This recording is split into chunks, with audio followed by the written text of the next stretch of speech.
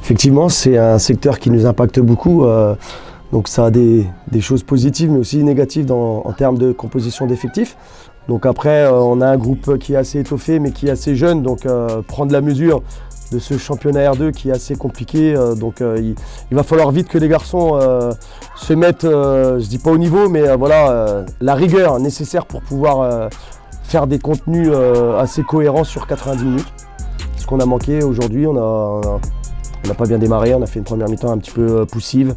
On a toujours été en réaction.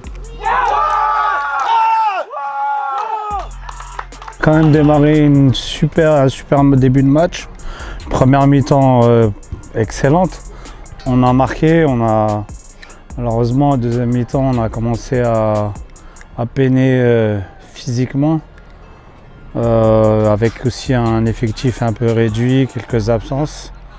Du coup, on n'a pas réussi à garder le score et on s'est fait malheureusement rattraper et même dominer sur le match. Malheureusement, c'est tout. Il y a encore du travail à faire et nous en tout cas, on a l'intention de continuer à travailler et faire progresser l'équipe crescendo. On fait un bon début de championnat, c'est pas une fin en soi. Malheureusement, on a été éliminé de la Coupe de France la semaine précédente. On se devait de rebondir aujourd'hui contre malgré tout une belle équipe de Châlons. Donc on savait que ça allait être compliqué. Là, malheureusement, on a été déçus sur Asfeld et encore une fois, on est déçus ici.